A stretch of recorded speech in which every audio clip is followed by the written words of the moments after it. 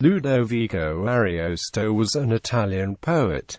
He is best known as the author of the romance epic Orlando Furioso. The poem, a continuation of Matteo Maria Boiardo's Orlando Innamorato, describes the adventures of Charlemagne, Orlando, and the Franks as they battle against the Saracens with diversions into many side plots. Ariosto composed the poem in the ottava rima rhyme scheme and introduced narrative commentary throughout the work. Ariosto also coined the term humanism for choosing to focus upon the strengths and potential of humanity, rather than only upon its role as subordinate to God.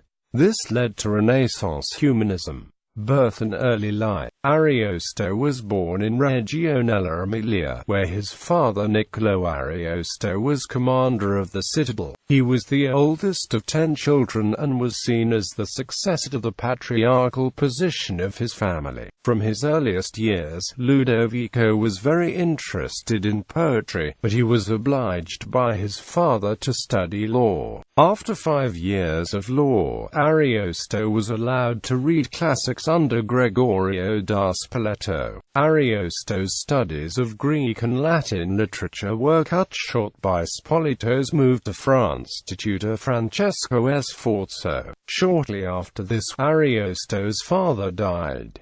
Education and patronage. After the death of his father, Ludovico Ariosto was compelled to forego his literary occupations and take care of his family, whose affairs were in disarray.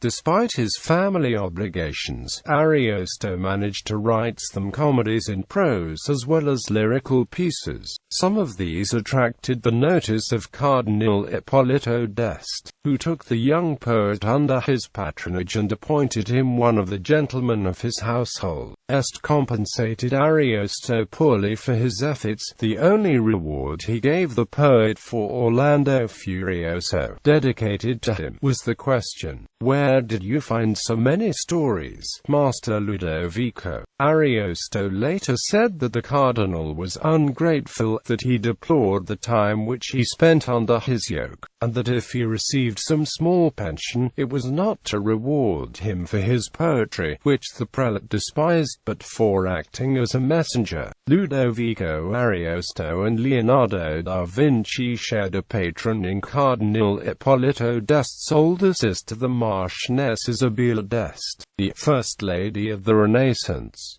Isabella d'Este appears in Ludovico's masterpiece, Orlando Furioso. She also appears in Leonardo's sketch for a portrait of Isabella d'Este at the Louvre. A statue no less jocund, no less bright, succeeds, and on the writing is impressed, lo, Hercules' daughter, Isabella Hyde, in whom Ferrara deems city blessed, much more because she first shall see the light within its circuit, than for all the rest, which kind and favouring fortune in the flow of rolling years shall on that town bestow. Quote, Orlando Furioso, Canto XLII. The cardinal went to Hungary in 1518, and wished Ariosto to accompany him. The poet excused himself, pleading ill health, his love of study, and the need to care for his elderly mother. His excuses were not well received, and he was denied even an interview. Ariosto and d'Este got into a heated argument, and Ariosto was promptly dismissed from service.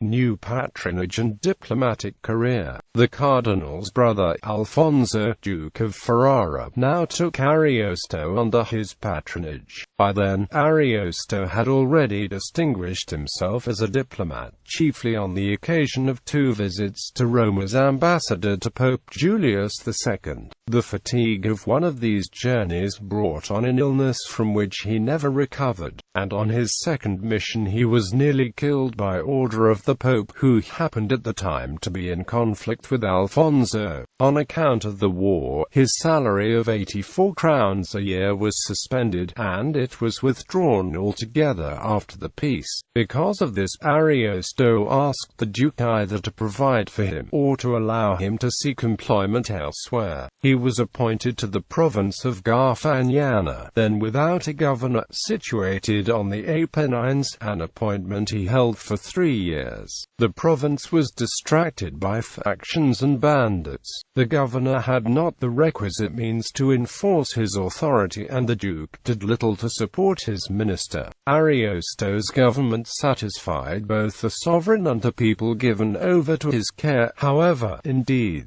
there is a story about a time when he was walking alone and fell into the company of a group of bandits, the chief of which, on discovering that his captive was the author of Orlando Furioso, apologized for not having immediately shown him the respect due his rank. In 1508 Ariosto's play Caesarea appeared, and the next year I suppose it was first acted in Ferrara and 10 years later in the Vatican. A prose edition was published in Rome in 1524, and the first verse edition was published at Venice in 1551. The play was translated by George Gascoigne and acted at Gray's Inn in London in 1566, and published in 1573, which was later used by Shakespeare as a source for The Taming of the Shrew. In 1516, the first version of the Orlando Furioso in 40 cantos was published at Ferrara. The third and final version of the Orlando Furioso in 46 cantos appeared on September 8, 1532.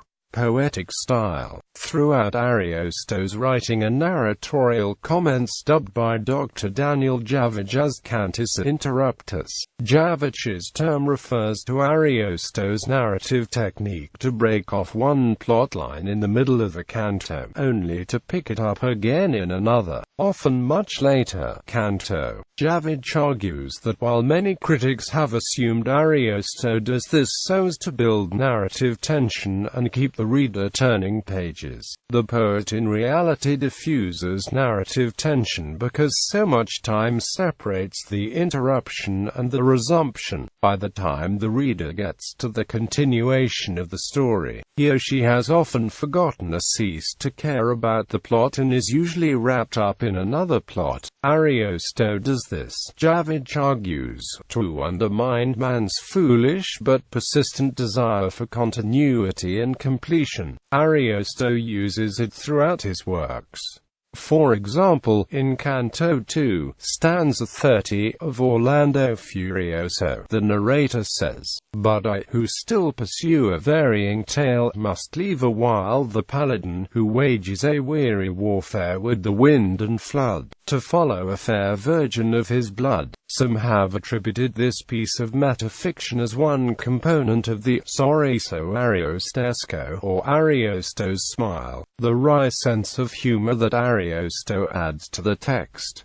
In explaining this humor, Thomas Green, in Descent from Heaven, says, "The two persistent qualities of Ariosto's language are first, serenity, the evenness and self-contented assurance with which it urbanely flows, and second, brilliance, the Mediterranean glitter and sheen which neither dazzle nor obscure but confer on every object its precise outline and glinting surface." Only occasionally can Ariosto's language truly be said to be witty, but its lightness and agility create a surface which conveys a witty effect. Too much wit could destroy even the finest poem, but Ariosto's graceful brio is at least as difficult and for narrative purposes more satisfying. Quote, "In popular culture, Ludovico Ariosto is featured in the novelization of Assassin's Creed Revelations as an assassin. When Ezio retires after the events of the game, in 1513, he gives his position of mentor to Ludovico.